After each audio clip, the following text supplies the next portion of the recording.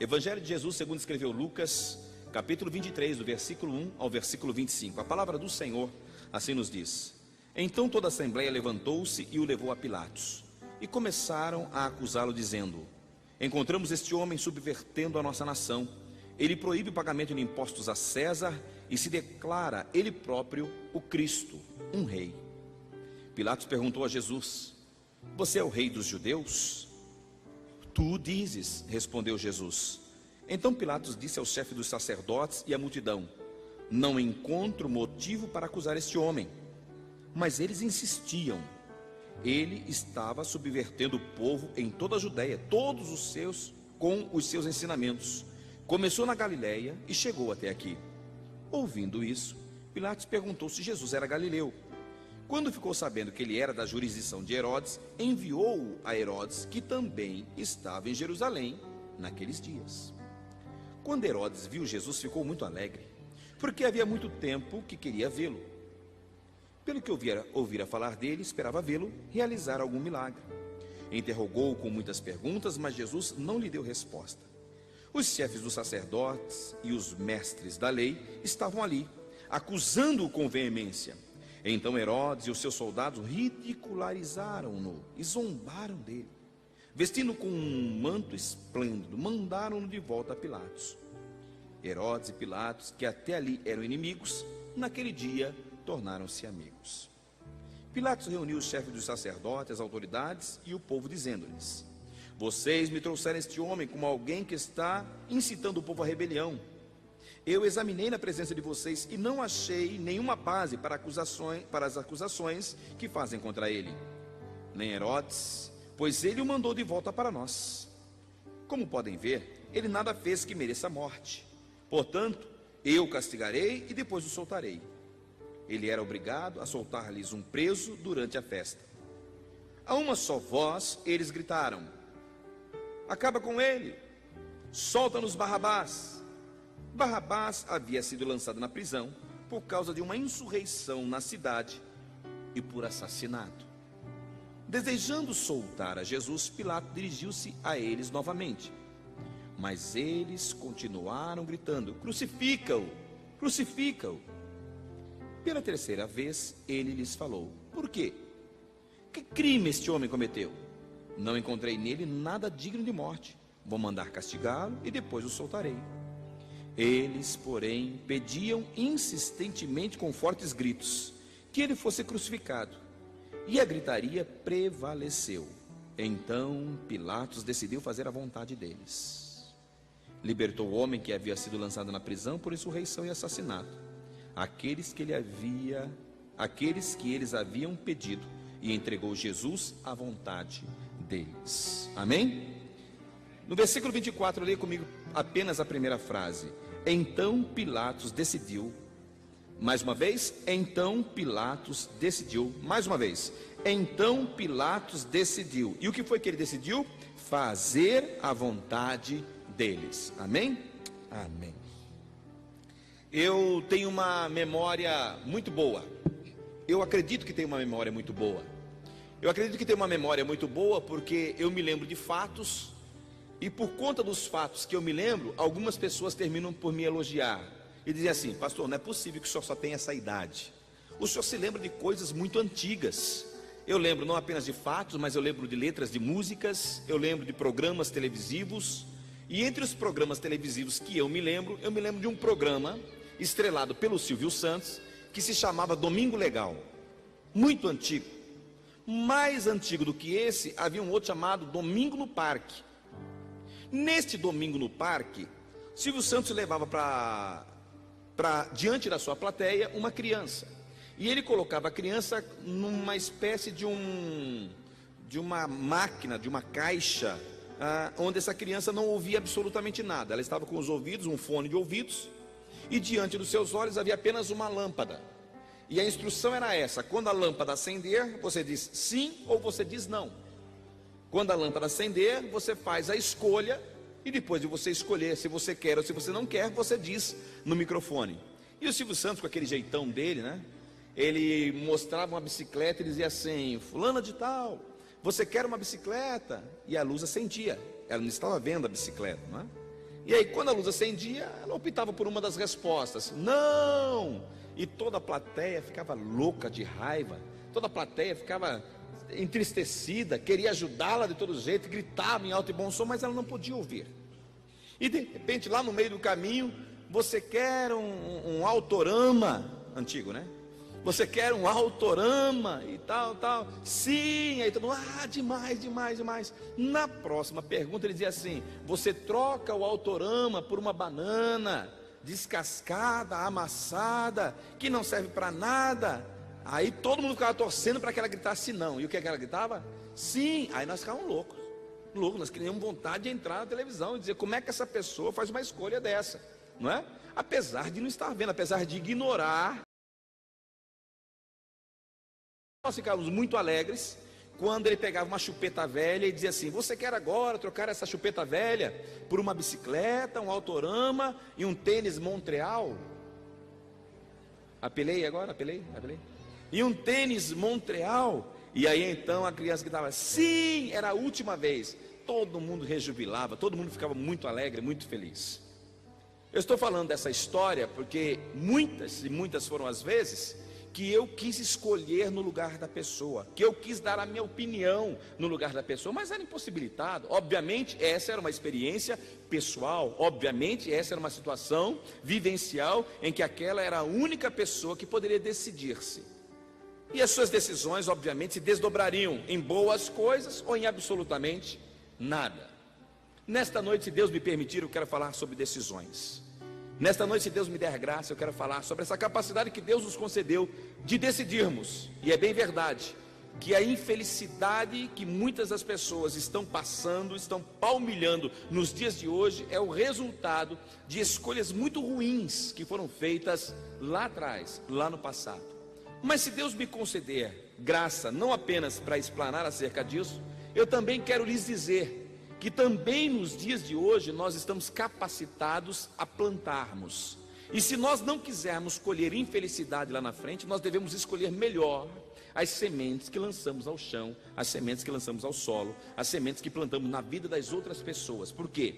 Se existe uma lei que é inflexível, é a lei da semeadura.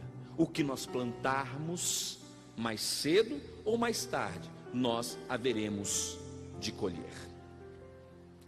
Queridos, há um filme antigo, de 1989, cujo título é Crimes e Pecados. Um desses filmes cabeça, um desses filmes todo filme que tem Woody Allen é um filme meio de esquerda, meio atravessado. E o Woody Allen é um dos protagonistas deste filme.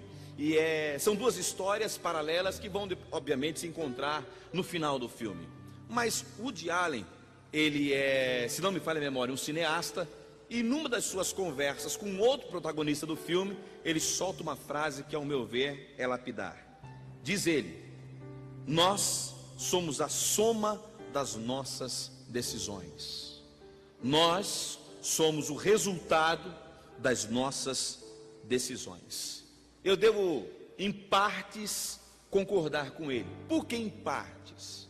Porque existem muitas coisas que aconteceram na nossa vida que não são frutos das nossas decisões. Existem coisas que nós não escolhemos. Por exemplo, nós não escolhemos a família que temos. Nós não escolhemos os irmãos, nós não escolhemos os pais. Nós não escolhemos o país em que nascemos. Nós não escolhemos o contexto em que nós fomos inseridos através do nosso nascimento. E estas conjunturas também terminam por influenciar de modo positivo ou negativo a nossa vida. Mas não são eles fatores preponderantes a ponto de nós colocarmos sobre estas coisas das quais nós não temos como escolher toda a responsabilidade, seja pelo nosso sucesso ou seja pelo nosso insucesso. Fulano só conseguiu ir bem na vida, fulano só é alguém na vida porque é filho de ciclano, porque é filho de Beltrano. Isso não é uma verdade absoluta, porque tem muita gente que é filho de Beltrano, filho de ciclano e não deu absolutamente nada na vida. Tem muita gente que não é filho de pessoas de nome respeitados socialmente e são pessoas de grande respeito, através do seu trabalho, do seu esforço, através da sua empreitada de vida, se transformarem em pessoas dignas de respeito, dignas de admiração.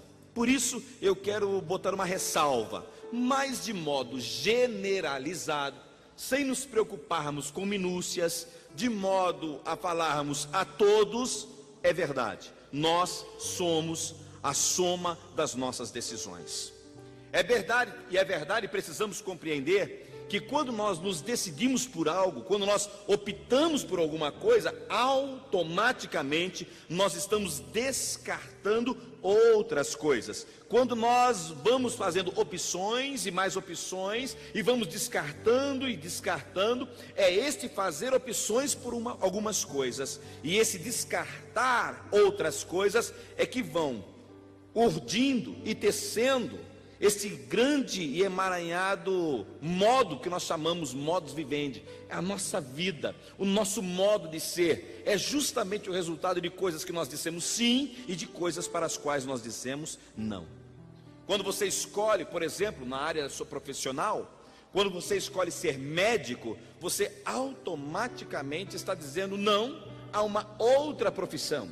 Por quê? Porque existem outras profissões que são tão exigentes, mas tão exigentes, que pedem de si exclusividade. Quem quer ser médico não pode automaticamente se dar ao luxo, por exemplo, de ser um aviador, a não ser que trabalhe nas asas de segurança, que eu me esqueci agora, asas do socorro. Aí pode-se fazer um conluio entre as duas profissões. Mas quando você faz opção em ser ator, em ser atriz, você não pode necessariamente fazer a opção por ser uma outra, ou ter uma outra profissão que ocupe o seu espaço, que ocupe espaço na sua vida, que ocupe o seu tempo, tanto quanto aquela busca ocupar. Isso na área profissional. Na área sentimental é da mesma forma. A gente namora, a gente se dá em namoro, a gente permite que o nosso coração se derreta por alguém. Mas isso dá início, se dá fim. Tem pessoas aqui que namoraram com apenas uma pessoa, outros namoraram com mais de 10, 12, 15. Mas vai chegar o momento em que você precisa fazer uma decisão. Ou você vai viver a vida constantemente sem atrelar-se a ninguém, ou então você vai fazer a opção pelo casamento. Você vai aí casando-se e através do casamento vai fundar aí, quem sabe, uma microempresa, com direito à casa própria, com direito ao orçamento doméstico, com direito a responsabilidades. Pedro Bial, uma certa vez escreveu, e eu quero ler: quem dera, diz ele, quem dera pudéssemos escolher ser uma pessoa diferente a cada 6 meses. Não podemos. Quem dera se nós pudéssemos ser casados de segunda a sexta e solteiros no final de semana. Não podemos. Quem dera, diz ele, ter filhos quando se está bem disposto e não ter filhos quando se está cansado. Quem dera, porém não podemos. Nossas escolhas não podem ser apenas intuitivas, elas têm que refletir o que na verdade, você e eu o somos. Tem muitas coisas que a gente pode escolher, existem outras que estão para além da nossa capacidade de escolha. Mas é verdade, quase tudo em nossa vida é resultado das escolhas que você e eu fizemos. Se eu estou passando bem hoje, se eu estou bem empregado, se eu estou hoje com uma vida financeira equilibrada, é porque lá atrás eu contribuí para isso. Lá atrás eu tomei decisões que me levaram a... Muitas são as vezes que nós estamos ali na primeira série, segunda série, oitava série, nós estamos todos na mesma classe. Quando chega no colegial, você vai percebendo que começam alguns a desistirem, não dão mais continuidade, outros continuam com afinco e vão para a faculdade. Na faculdade nós nos dividimos. Na faculdade nós tomamos caminhos diferentes. E obviamente, ao decidirmos caminhos diferentes, os nossos futuros serão, com certeza, amplamente influenciados pela faculdade que escolhemos, pelo curso universitário que nós escolhemos, pela profissão que nós escolhemos. E aí então, nós vemos pessoas lá, depois do curso universitário, começando a perceber, alguns com uma rentabilidade maior, outros com uma rentabilidade menor, e assim por diante. São fruto das nossas próprias escolhas. Nós que trabalhamos com pessoas, nós que aconselhamos pessoas, estamos diuturnamente ouvindo pessoas falando a respeito dos percalços que a vida lhes apresenta. Pessoas que choram, pessoas que se lastimam. Há um tempo atrás, há um bom tempo atrás, há anos atrás, alguém entrou na minha sala e disse: pastor, eu preciso de um conselho, o senhor pode me ajudar? Eu disse: vou tentar. E ela disse assim: a minha história é a seguinte: eu conheci um rapaz, eu era uma moça cristã, eu servia a Deus com fidelidade de coração, o meu prazer era estar na presença de Deus, fazendo as coisas de Deus, mas eu também queria me casar, também era uma necessidade que eu tinha. Assim como eu tinha necessidade das coisas dos céus, eu também tinha necessidades físicas. E eu não esperei em Deus, eu não confiei neste agir de Deus em meu favor, eu não confiei no tempo de Deus. E eu encontrei fora desta ambiência, que nós chamamos de ambiência eclesiástica, encontrei alguém. Pastor, eu acreditei que aquele homem não iria me impedir de ir para a igreja, eu acreditei que aquele homem ia contribuir com o meu ministério, eu acreditei em tantas coisas, mas naqueles dias fui buscar conselhos com minha mãe, e minha mãe dizia assim: não faça assim, minha filha, é um risco muito grande, um casamento não é para um dia, não são para 2 dias, não se faz test drive em casamentos é até que a morte os separe. Eu fiz ouvidos mocos, pastor, eu ouvi, mas não dei ouvidos. Perguntei ao meu pastor, e o meu pastor disse: minha filha, não faça assim, não entre num laço de compromisso tão apertado com alguém que não teme ao mesmo Deus que você teme. Pastor, mesmo ouvindo e mesmo assentindo que o que se dizia estava baseado no bom senso, na razão, eu fui contra tudo e contra todos, e eu me casei com o rapaz. Os anos se passaram, nós tivemos filhos, a nossa vida era uma vida muito boa, muito tranquila, até o dia que eu resolvi retomar a minha vida espiritual. Que transtorno, que angústia. Pastor, ele não me acompanha, pastor, ele não gosta que eu venha à igreja, pastor. E ela começou a dizer coisas, inclusive no modo dele agir, que estava interferindo na criação dos filhos. Obviamente que sim, os filhos também eram dele. E aí então ela se entristeceu por si, se entristeceu por conta das decisões que havia tomado, e se entristeceu agora porque estava colhendo frutos amargos de sementes que ela havia plantado há tantos e tantos anos atrás. Ela falou: pastor, o que é que eu faço? Eu disse: chore. A Bíblia diz que há tempo para tudo, e agora é tempo de chorar. Esta pergunta deveria ter sido feita há 20 anos atrás: o que é que eu faço?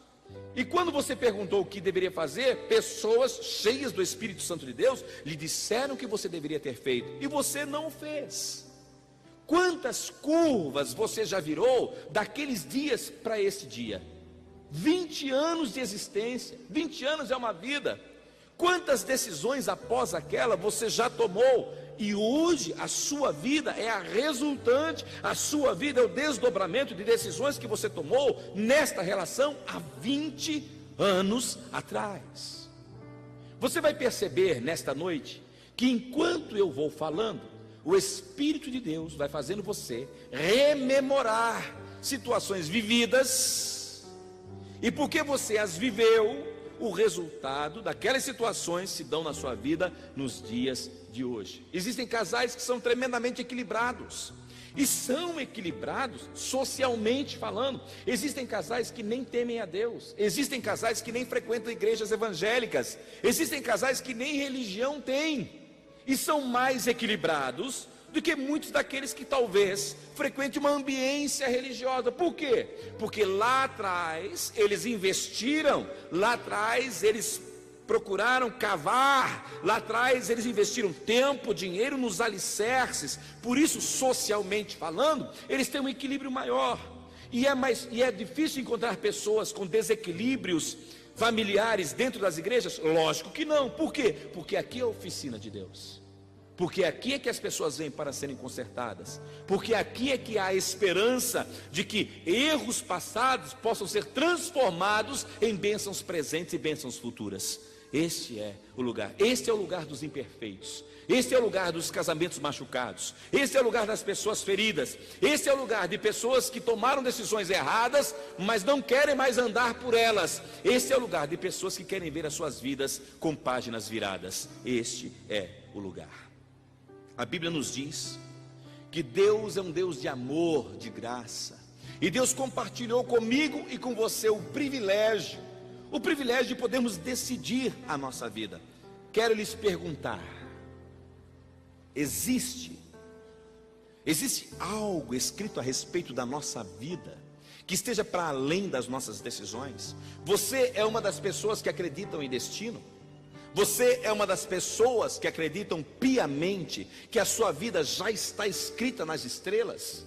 Você é uma daquelas pessoas fatalistas, que tudo o que acontece na sua vida você diz assim: já estava para ser assim, já era para ser assim? Ou não, você acredita que você é um dos agentes construtores, juntamente com Deus, de um futuro promissor? Eu quero aqui defender a tese de um homem chamado Ricardo Gondim. Esta tese. Ricardo Gondim diz que existem dois futuros. Um futuro é um futuro pré-determinado, e esse não se discute. Que futuro é este?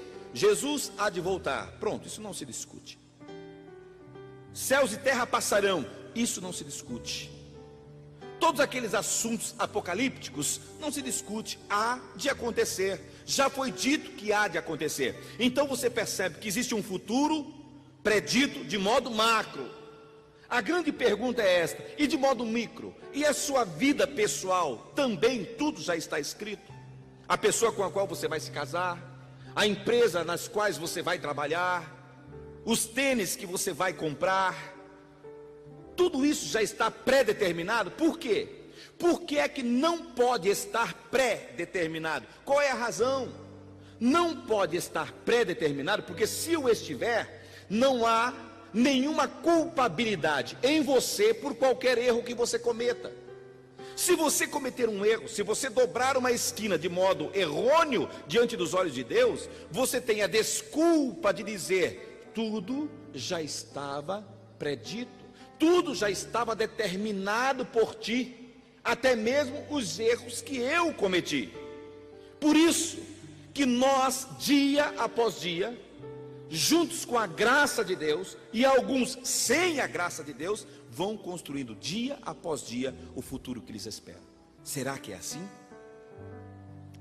Abra sua Bíblia no livro de Deuteronômio, capítulo 30. Olha a palavra de Deus.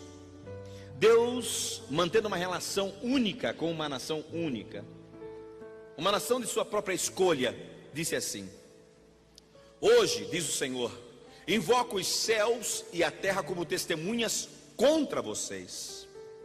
Testemunhas de quê? Testemunhas de que coloquei diante de vocês a vida e a morte, a bênção e a maldição.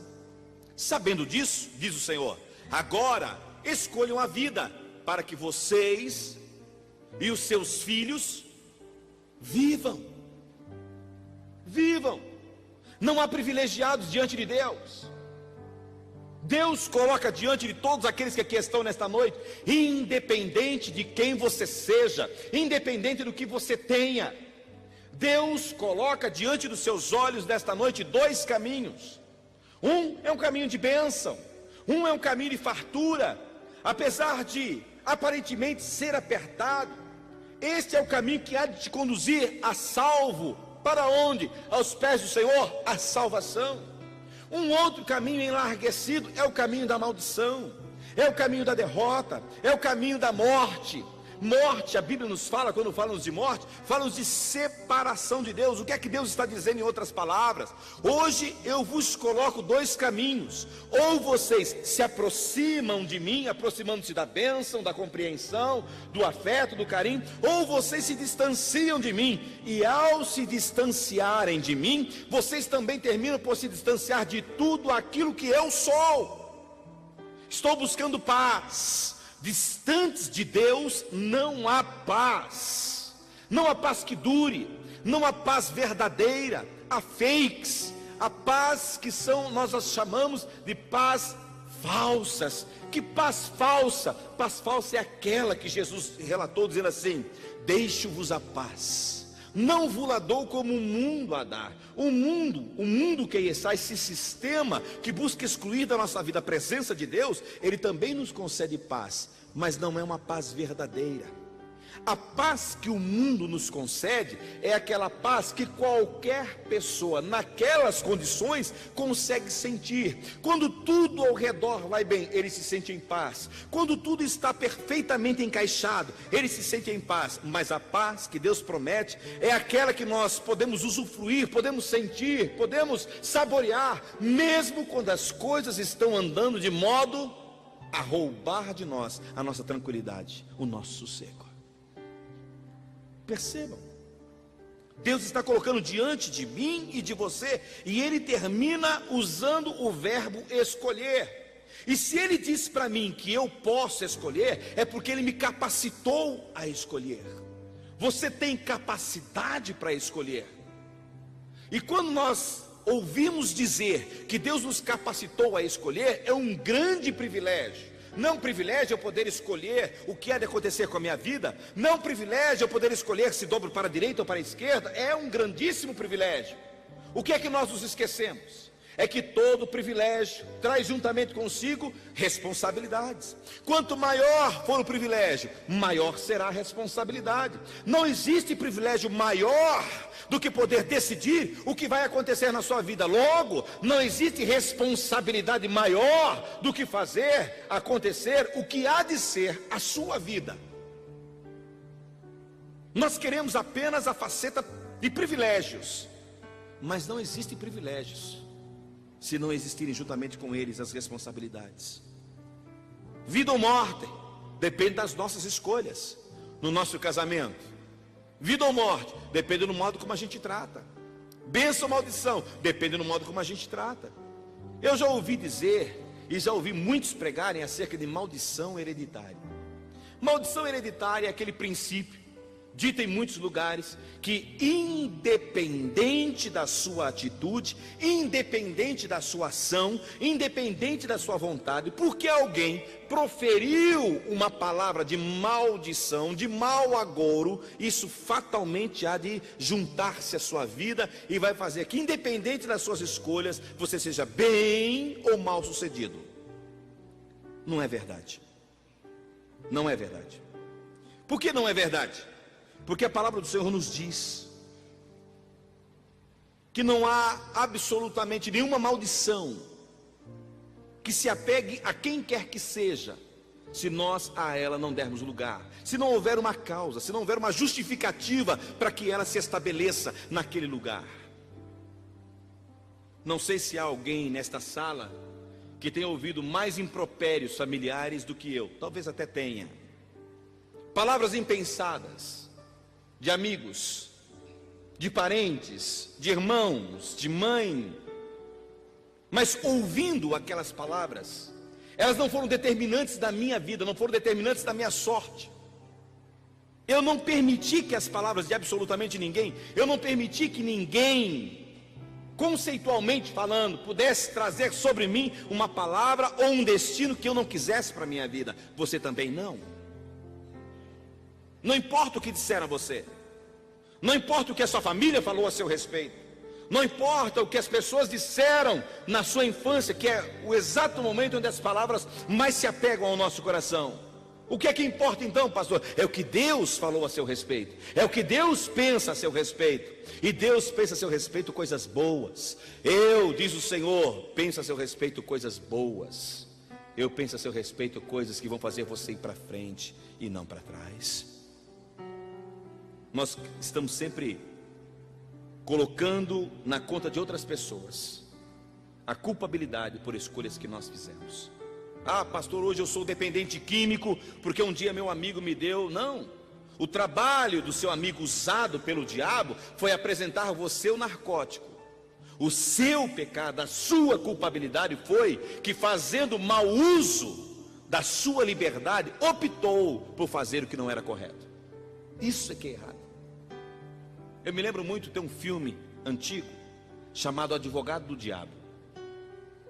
Nesse filme, lá no final, quando já está chegando lá naquilo que nós chamamos de o epílogo do filme, aquela discussão filosófica do filme, a discussão mor do filme, o Keanu Reeves, que é o advogado em voga, ele diz assim: não, mas eu fiz porque o diabo está acusando de poder ter tomado algumas decisões lá atrás, benéficas para ele, e que não tomou. Ele diz: mas eu fiz porque você me levou a fazer. E o diabo falou: espera um pouco, só um instante. Em outras palavras, eu vou aqui colocar no linguajar cuiabanês. Eu montei o palco, botei a iluminação e chamei no microfone, mas quem deu o show foi você. Você estava lá nos bastidores e chegou aquele momento em que você se decidiu: eu vou subir as escadas, eu vou fazer estas coisas. Não é assim. Ninguém pega na nossa mão e faz com que nós assinemos um contrato com cláusulas escusas. Nós o fazemos. Então, se o grande pecado do diabo é tentar a mim e a você, o seu e o meu grande pecado é ceder à tentação do diabo. E por que é pecado ceder? Porque Deus nos capacitou a não cedermos. Você pode dizer não. Se você é cheio do Espírito Santo, se você nasceu de novo, você pode dizer não. Há algumas pessoas que estão aqui nesta noite, que com relação ao pecado, de modo generalizado, não pode dizer não. Mas existem muitas práticas na sua vida que você estaria livre delas, se você tivesse aprendido a dizer não, eu não quero. Não foi assim, não é assim. A Bíblia nos diz que eles fizeram escolhas. Pilatos escolheu. Poderia não ter escolhido. Em Mateus, Pilatos diz a Jesus assim: você não sabe que eu tenho autoridade, que eu posso escolher ou lhe soltar ou então mandar lhe matar? Jesus disse assim: nenhuma autoridade tu terias. Tu não poderias escolher, tu não terias o direito de escolha se dos céus não lhe fosse outorgado, se Deus não tivesse lhe permitido. Mas Deus permitiu. E ele fez a sua escolha. E qual foi a escolha que ele fez? Lavar as mãos, porque ele acreditava que lavando as mãos era não escolher. Não, lavando as mãos, ele escolheu. Escolheu o quê? Dar ouvidos ao apelo popular, ceder às pressões sociais. Eu conheço gente assim, que por não querer se envolver, por não querer se decidir, ele diz assim: vamos manter numa posição de observação, vamos lavar as mãos, assim a culpabilidade da não decisão não recairá sobre mim, pois nesta noite eu lhe digo, não decidir-se é tomar decisão contrária. Com Deus não existe em cima do muro. Ou você está do lado de cá, ou do lado de lá. Pastor, há muitos anos eu estou em cima do muro. Mas deixa eu lhe dizer, o dono do muro é o diabo.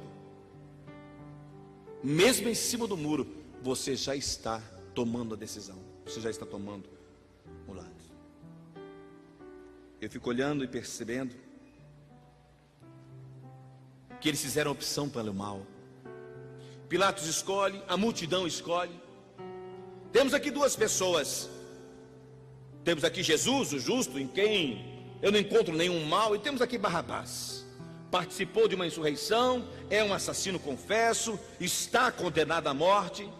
E a multidão, insuflada pelos líderes religiosos, começam a fazer a opção pelo errado, pelo incorreto. Essa história de que a voz do povo é a voz de Deus, nunca o foi, não é. E vou dizer mais, nunca será. A voz de Deus quase que inevitavelmente é contrária ao clamor popular. Porque o clamor popular visa unicamente o enlarguecimento da sua zona de conforto. Mas a voz de Deus visa trazer à tona o que é certo, o que é correto. E o certo e o correto era deixar Jesus partir e ir em paz. Sei das profecias acerca da vida dele, sei que ele deveria dar a sua vida, não precisava ser daquele modo, nem tampouco daquele jeito. Quantas são as vezes que nós fazemos opção pelo que é errado? Porque fazer opção pelo que é errado, em primeira instância, nos primeiros momentos, produz em nós um grande prazer. E quais são as consequências disso? O que virá no a posteriori, o que virá depois? As nossas escolhas, estou falando aqui de escolhas conscientes, estou falando aqui de coisas que estão postas diante de nós e que nós sabemos perfeitamente distinguir uma de outra. Porque quando nós não sabemos distinguir uma coisa de outra, a Bíblia chama este tempo, esse momento, de o tempo da ignorância. E com relação à ignorância, Deus trata de uma outra forma, de uma outra maneira. Hoje, pastor, televisão é uma porcaria, internet é uma porcaria. Não sabendo usar? É mesmo.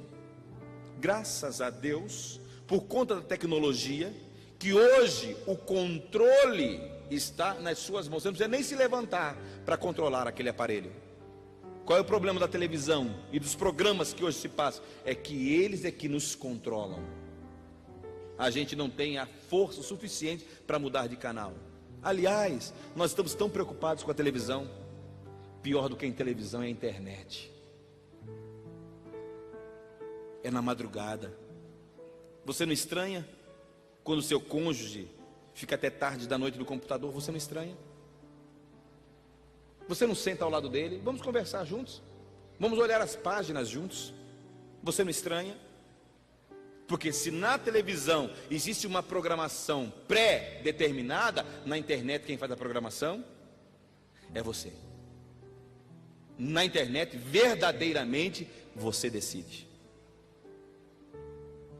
E principalmente quando a gente descobre que pode se decidir sem deixar rastros. É incrível, não é? Mas você sabe que está trazendo lixo para dentro da sua casa. Você sabe que está trazendo lixo para dentro da sua mente. Você sabe que está num processo desavergonhado. Você sabe que está fazendo mal a si. E tanto sabe que é incapaz de permitir que os seus próprios filhos olhem juntamente consigo.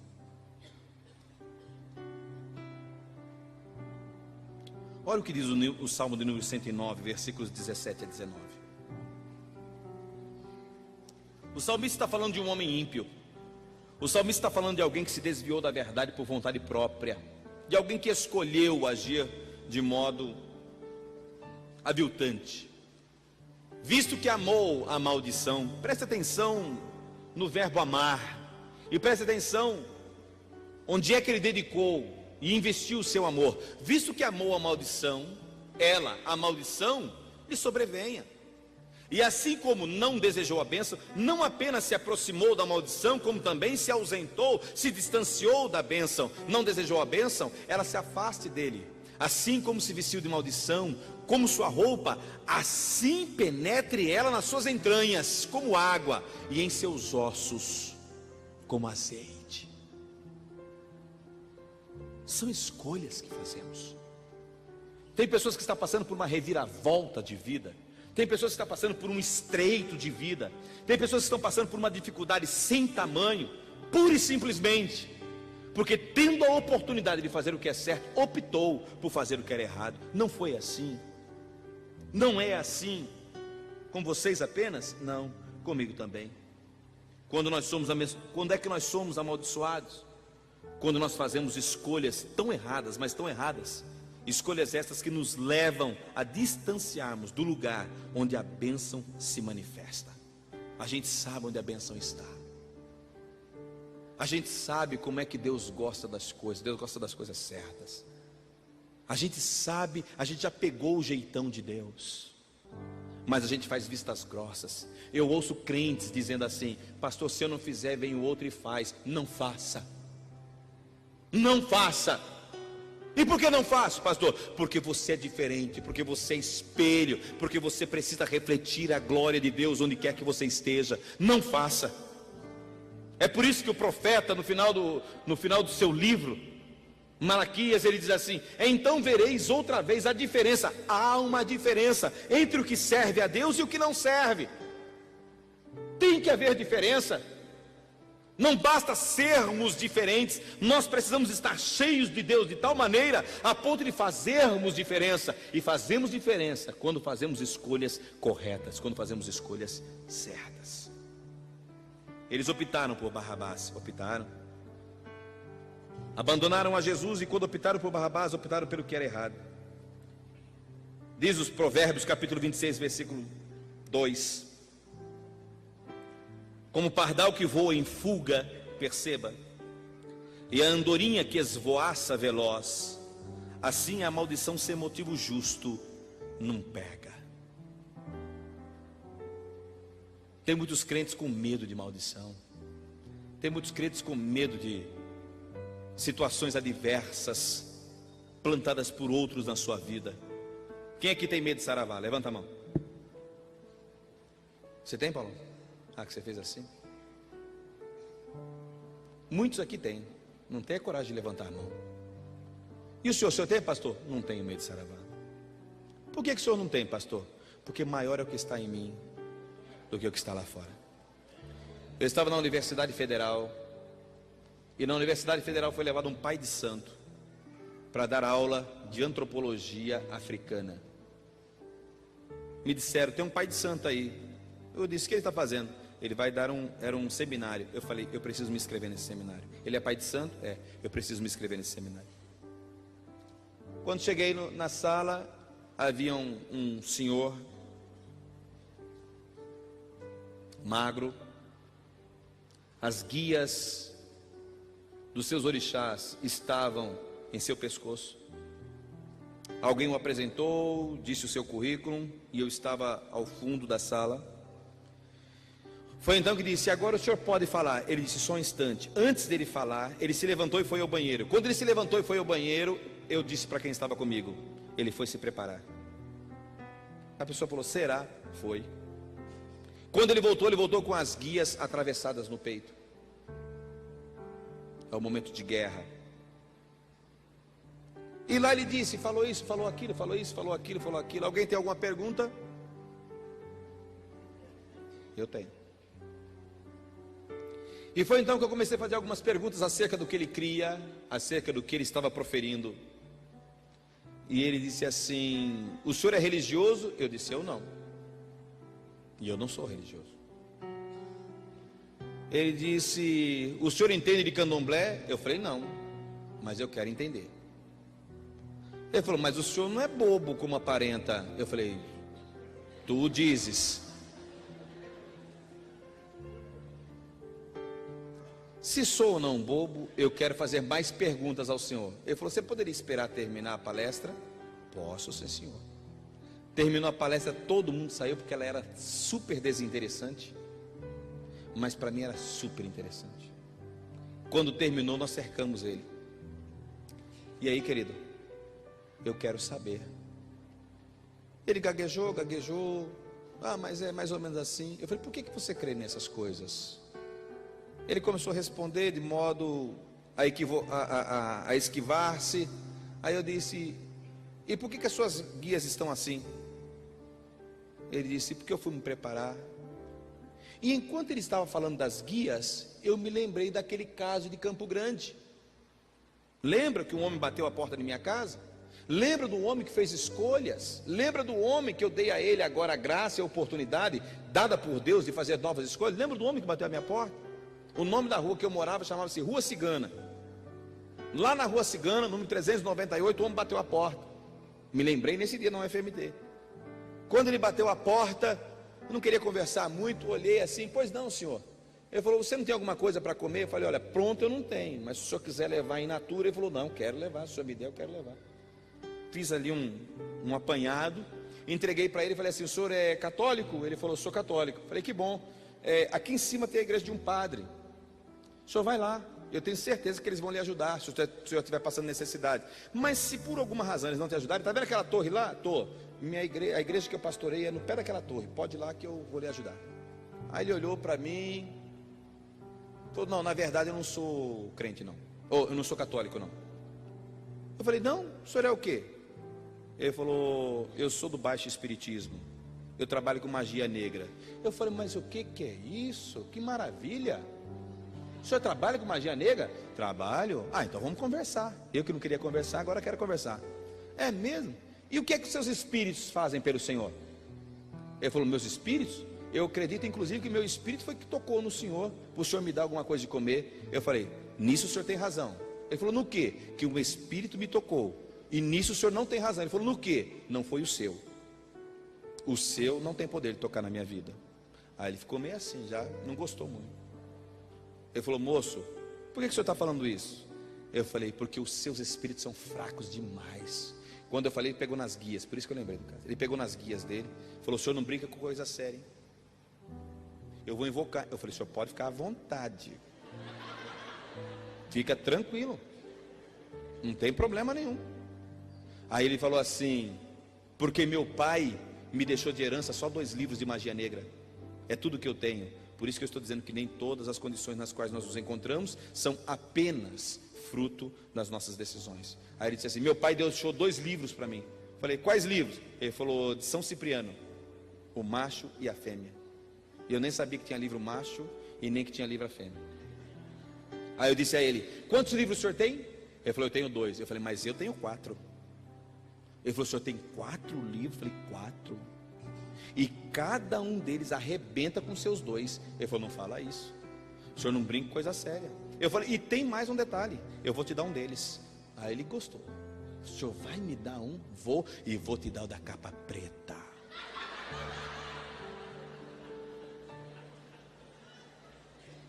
Fui lá dentro, peguei uma Bíblia, fechei assim, virei assim, não estava escrito Bíblia, dei para ele. Um cara bem místico, né? Um cara bem místico. Aí virei e dei a Bíblia para ele. Aí ele virou assim, leu Bíblia, olhou para mim, pegou aquele livro, acondicionou bem certinho atrás da bicicleta dele e me fez uma pergunta: que horas que eu leio? Cara místico, né? Que horas que eu leio? Aí eu olhei nos olhos dele e falei assim, que horas o senhor dorme? Ele falou, eu durmo às 9 horas. Eu falei, então 15 para as 9. Nem antes e nem depois. O senhor começa a ler às 15 para as 9. Ele falou, pode deixar comigo, eu vou ler. Saí empurrando a bicicletinha dele, os olhos lacrimejando. Eu acredito que Deus deu a ele, naquele dia, uma grande oportunidade de virar as páginas da sua vida. Por que eu estou dizendo isso? Porque lá em Atos dos Apóstolos, Pedro, quando vai pregar, Pedro, quando faz com que um aleijado se levante, as pessoas ficam tão admiradas, e Pedro diz assim, por que vocês estão admirados? Isso foi feito em nome do Jesus, a quem vocês, aí diz Pedro, ignorantemente, vocês e os vossos líderes mandaram matar. Há decisões que a gente toma na base da ignorância, não é verdade? Mesmo na ignorância, quando você descobrir, quando você deixar de ser ignorante, quando você descobrir que o caminho que havia tomado é um caminho errado, não permaneça nele. Por isso Pedro disse a eles, arrependam-se e creiam naquele que Deus enviou, Jesus Cristo o Senhor. Por isso a palavra de Deus para você nesta noite é esta: você está passando por grandes dificuldades por erros que você cometeu. Você está passando por grandes dificuldades porque você dobrou esquinas lá atrás que não deveria ter dobrado. E você fez isso quando estava num estado de ignorância. Você não conhecia o amor de Deus. Você não conhecia o afeto dos céus. Você não conhecia nem tinha nenhuma relação com as coisas do Pai. Então, se foi feito na sua ignorância, a Bíblia diz que Deus não leva em consideração o tempo da nossa ignorância. Mas Deus diz para que nós proclamemos em alto e bom som que a luz do Evangelho já está resplandecendo sobre a sua vida, sobre a sua cabeça nesta noite. E nesta noite você está capacitado por Deus a se decidir, tomar a decisão de andar corretamente, para nunca mais envergar, para nunca mais cair, para nunca mais ser vergonha, nem para si, nem para a sociedade e nem para um Deus que tanto te ama e tanto te quer bem. Todos os dias nós tomamos decisões, todos os dias. Algumas decisões nós tomamos, elas são decisões pequenas. Logo, os resultados também, sejam eles quais forem, são pequenos. Hoje pela manhã você decidiu se levantar ou não. Hoje pela manhã você decidiu se almoçar ou não. Se você almoça, você está saciado. Se você não almoça, o máximo que pode acontecer é você passar por um período de privação, de desconforto, até o momento que você decide acabar com o desconforto e come alguma coisa e sacia a sua fome. Todos os dias nós tomamos decisões. E as nossas decisões não podem estar facultadas a quem quer que seja. Deus deu a você a capacidade de decidir-se. Existem pessoas que dizem que não têm uma relação mais profunda com as coisas dos céus, porque lá atrás alguém o decepcionou, alguém fez alguma coisa. Deixa eu lhe dizer uma coisa: isto serviu até hoje. Hoje, Deus confronta você e diz assim: chegou a hora de você se decidir. Ou você é meu, ou você não é meu. Hoje você precisa dizer em direção aos céus e dizer para si mesmo: ou você está em Deus, ou você não está em Deus.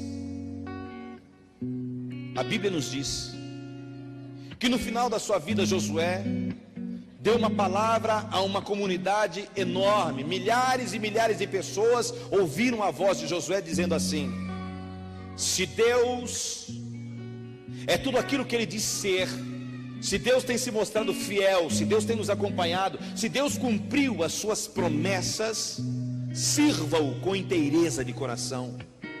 E ele, num arroubo de ousadia, chegou a dizer: mas se não é, deixem-no de modo definitivo. E aí ele disse: contudo, porém, entretanto, eu escolhi, eu tomei uma decisão, e a decisão é esta: eu e a minha casa serviremos ao Senhor. Hoje é uma noite de decisão. Você precisa se decidir. Você já frequenta a Igreja Batista da Paz há tanto tempo. Você já ouve as pregações do Evangelho de modo exaustivo. E hoje Deus pergunta a você: que decisão você tomou? Eu sei que talvez você não tenha condição de demonstrar diante de Deus consciência plena. Eu sei que talvez você não saiba tudo acerca de espiritualidade. Mas Deus manda dizer a você que o que você já sabe é suficiente para que você se decida.